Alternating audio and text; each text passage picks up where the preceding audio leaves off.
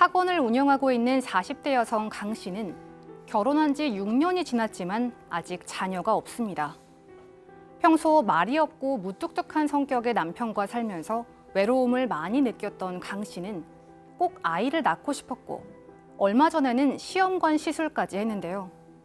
하지만 마지막이라고 생각했던 시험관 시술은 실패로 돌아갔고 그 후 강 씨는 무척 힘든 시간을 보냈습니다. 고민 끝에 강 씨는 더 이상 남편과 함께 사는 것은 의미 없다는 결론을 내렸고 남편에게 이혼을 요구했는데요. 하지만 남편은 강 씨가 이혼을 결심할 정도로 힘들어하는 것을 받아들이지 못했습니다. 권태기로 이혼을 요구하는 아내와 권태기는 모든 부부들이 겪는 문제라며 이혼을 거부하는 남편.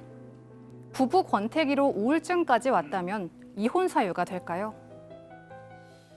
네, 이 평생 이제 함께 산 부부도 시간이 흐르면서 이제 권태기가 올 수가 있는데 오늘 사건 상담실에서는요, 권태기로 인해서 남편과 이혼을 결심한 이 40대 여성의 사연입니다.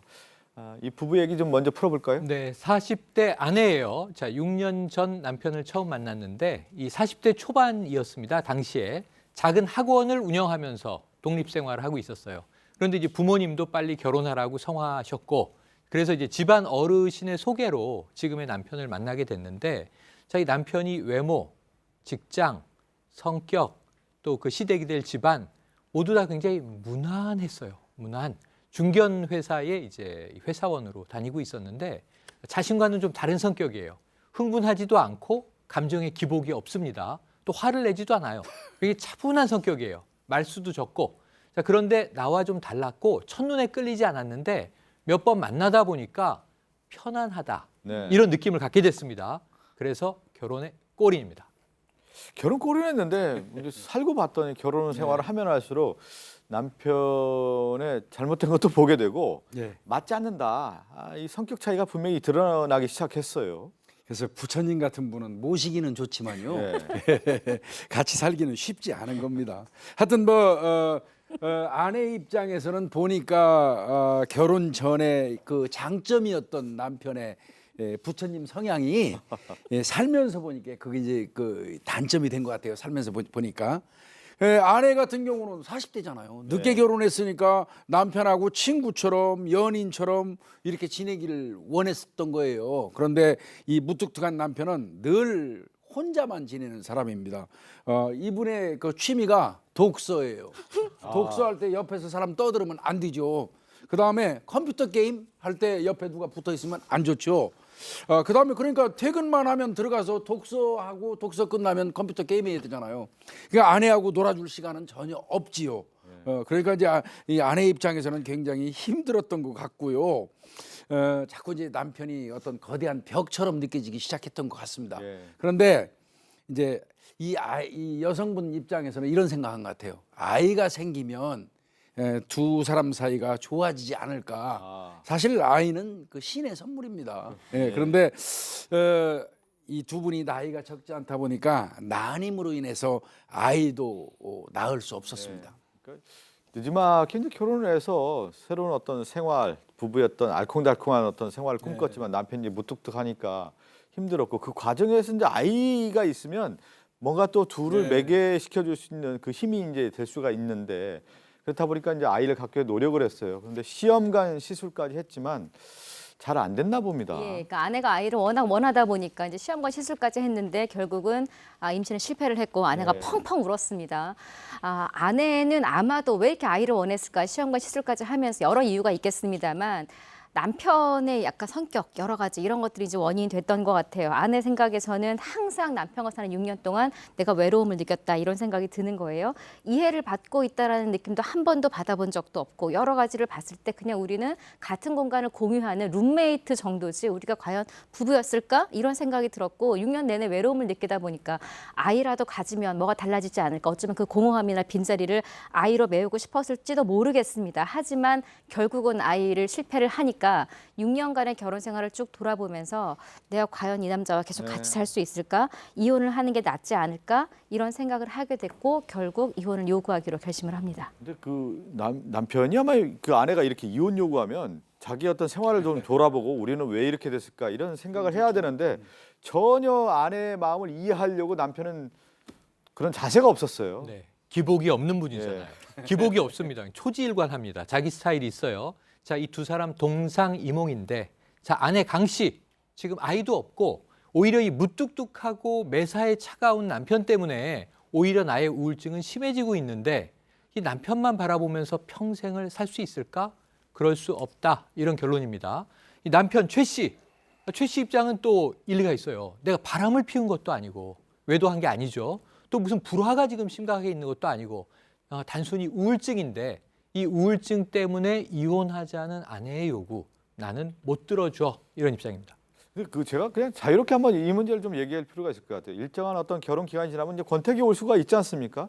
이런 어떤 고민들이 이제 생길 수가 있는 건데 어떻게 풀어야 될까요? 일단은 지금 아내는 이혼까지 생각을 하고 있는데 남편 입장에서도 아내의 얘기를 충분히 좀 받아들이고 뭔가 해결을 해야 되는 건데 이럴 경우는 어떻게 해야 되는 겁니까? 실제로 이제 네. 이런 권태기만으로는 이혼하는 경우는 없습니다. 권태기가 있을 때 뭔가 촉발되는 다른 요인들이 있으면 그것 때문에 이제 뭐 그게 부정행위든 뭐 폭력이든 폭언이든 그게 대해서 이혼을 하게 되는데 권태기라 해가지고 뭐 이혼을 바로 가는 거는 좀 맞지 않는 것 같아요. 예. 부부간에는 서로 뭐 협조하고 동거하고 이런 의무들이 있기 때문에 일단 뭐 교과서적인 얘기지만 권태기라도 서로 더 좀 위해주고 좀 더 극복해야지 되지 않겠습니까, 김복준 위원님? 이게 제가 볼 때는 이분들 애정이 식어서 그런 것 같지는 않거든요. 남편은 원래 그런 네, 원래 그런 원래 사람이지. 집에 오면 책 천대요, 읽고 뭐 뭐 이렇게. 그러니까 성향이 부처님 원래, 성향인 예. 거죠. 뭐 이분이 무슨 뭐 애정이 식었거나 그런 건 아닌 것 같고 아내분은 그 남편의 어떤 그런 성향 때문에 외로움을 타는 것 같거든요. 예. 근데 이게 의외로 그 효과가 있다는 방법인데 부부 상담이요. 예. 부부가 같이 가서 상담 받는 거 이거 굉장히 좋다고 합니다. 그래서 뭐 고칠 점 뭐 고치는 게 아니죠. 상호간에 서로 협조할 점이 있는지 이건 사실 배려거든요. 예. 자신이 선택한 배우자에 대한 그 정도 배려도 못 합니까? 그래서 제 생각은 둘이 손 붙잡고 가가지고요 부부 상담을 한번 받아봤으면 좋겠어요. 또 바라보는 어떤 지향점이 좀 다른 것 같아요. 남편 같은 경우는 평소 생활이 혼자 지내면서 책 보고 뭐 게임도 하고 그런 생활에 익숙한 반면에 아내는 결혼 생활은 서로 같이 공유하는 시간이 좀 많아야 된다는 생각을 갖고 있는데 그 차이가 상당히 크기 때문에 아내 입장에서 이제 권태기를 좀 느낀다고 하는 건데 오늘 그 사연 보내신 아내의 궁금증을 좀 간략히 정리를 하면서 우리가 해법을 좀 찾아보도록 하겠습니다. 무뚝뚝한 남편과의 결혼 생활이 행복하지 않아 우울증까지 왔는데 이혼 사유가 될까요? 일단 뭐 우울증까지 왔다고 하는 건데 이 권태기라고 하는 것을 저희가 설명을 좀 드렸는데 이혼 사유가 됩니까? 기본적으로 이혼 사유가 되지 않는다고 보는 것이 맞을 것 같습니다. 우선 여러 가지 종합적인 사정을 봐야겠습니다만 지금 권태기로 인해서 우울증을 겪고 있다. 여기에 있어서 남편 측에 잘못이 일단 있어야 돼요. 남편은 지금 이혼을 원하지 않고 있거든요. 근데 이 권태기라는 표현을 재판 과정에서 언급하는 순간 오히려 상대방의 잘못이 없다는 것을 본인 스스로 인정하는 꼴이 될 수 있거든요. 만약 이혼을 정말 원한다면 그리고 일단 안 되는 거 알지만 소제기해서 재판 과정에서 질리게 만들어서 이혼하겠다는 작전을 수립했다면 그렇다면 더더욱 권태기라는 표현을 쓰면 안 될 것 같습니다. 따라서 권태기로 인해 우울증에 걸렸고 그래서 나는 지금 이혼을 하고 싶다라는 주장을 단순하게 편다면 법원에서는 이혼 판결을 받아내기는 쉽지 않을 것 같습니다. 기타 혼인을 지속할 수 없는 중대한 사유에 해당하느냐 이 부분인데 제가 조금 얘기를 했어요. 이런 권태기에서 뭐가 다른 촉발 요인이 있어야 됩니다. 그게 뭐 폭행일 수도 있고 폭언일 수도 있고 그게 남편이 계속 책만 보는 게 아니고 책 보다가 뭐 소리도 지르고 이런 뭐가 있어야 되는데 책만 보고 컴퓨터 게임만 하기 때문에 사실 지금 이 상담만 봤을 때는 이게 이혼 사유로 볼 수 있는 요소는 아주 적어 보입니다. 상대적으로 봤을 때요. 오히려 소리 지르는 게 좋을 수도 있을 것 같아요. 집에 들어갔는데 책만 보고 있다고 하면은 누군가 얘기하고 싶고 뭔가 이렇게 호소하고 싶은데 벽처럼 느껴졌다라는 얘기 아니에요, 아내 입장에서는. 그렇기 때문에 그것이 나의 마음을 얘기하고 토로하고 싶었는데 받아들이는 사람이 없기 때문에 우울증까지 왔다. 그 원인 제공은 남편이다라고 하면서 이혼 사유가 되냐, 이게 요점이거든요. 그런데 네. 제 생각에는 한번 이렇게 생각해 보세요. 이게 우울증은 병이지 않습니까? 우울증이 깊어지고 장기화되면 이건 심각하게 삶의 행복감이 떨어지는 거예요. 예. 불행하게 사는 거죠. 근데 예를 들어서 아까 제가 때문에라는 용어를 몇 번 썼는데 이 무뚝뚝한 남편 때문에 우울증이 왔고 무뚝뚝한 남편 때문에 이 병이 깊어진다고 하면 아. 사실 남편은 잘못이 없지만 아내는 아픈 거잖아요. 마음이. 남편으로 인해서 아픈 거죠. 네네. 예. 그러니까 예를 들면 우리가 생각을 한번 해보시고요. 사람 성격마다 다른데 너무 같이 함께 사는 이 배우자와 대화를 하고 싶어요. 예. 근데 이 사람은 대화를 안 해줘. 벽처럼 느껴진다 그랬잖아요. 그러면 그 남편은 과연 책임이 없는 겁니까? 이런 경우에 저는 권태기로 인해서 이혼하는 경우가 한 가지 있다고 보는데 이 아내분이 다른 남자를 만났는데 그 이름이 권태기 씨일 수가 있는 거예요. 이런 것까지 한번 우리가 추정을 해보면 이 남편은 잘못이 없다. 꼭 폭력적인 남편만 잘못이냐, 예. 소통 안 하고 대화하는 남편도 잘못 아니냐, 이런 것도 예. 들여다봤으면 좋겠습니다. 저는 그 아내가 누구 때문 남편 때문에라고 하는 것 자체가 어쩌면 그 사건을 좀 회피하는, 그러니까 내 탓이가 아니라 이 탓을 어디로 찾고자 하는, 어쩌면 우울증의 뭐 결과일 수도 있겠습니다만, 사실 생각을 조금만 바꾸면 남편 때문에가 아니라 나 때문에 힘든 걸 수도 있어. 내가 조금 노력, 이렇게 할 수 있는 전 문제라고 생각을 해요. 그래서 만약에 정말 남편도 사실은 성격이 안 맞고 헤어지고 싶어서 합의로 헤어지면 너무나 좋은 일이지만, 남편은 지금 뭐가 문제지? 오히려 걱정거리가 없어서 아내가 우울증까지 걸리고 지금 쓸데없는 이혼 생각까지 하는 것 아니야라고 생각할 정도로 남편은 너무나 평화롭고 엄마는 결혼 생활을 하고 있다고 생각을 하잖아요. 제가 볼 때는 남 탓을 하는 것 자체가 사실 지금 아내가 너무 여기를 회피하고 싶은 것 같아요. 다만 해서 여성으로서 아내에게 조금 이렇게 친구처럼 조언을 하자면, 그냥 연애하고 헤어진 게 아니라 결혼을 한 거잖아요. 결혼은 내가 책임져야 될, 내가 선택을 한 거거든요. 근데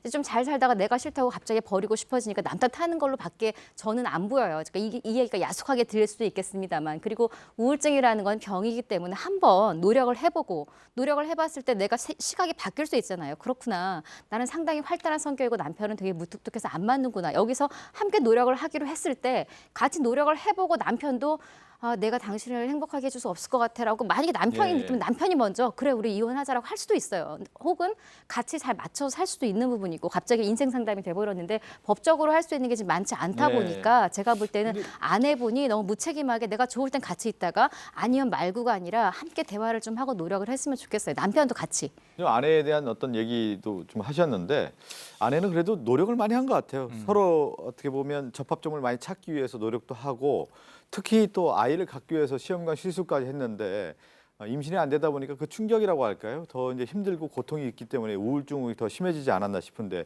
그러한 부분을 좀 남편이 이해하고 좀 받아들여야 되는 건데, 그 받아들일 수 있는 공간이 없다 보니까 어디 가서 얘기를 해야 되겠습니까?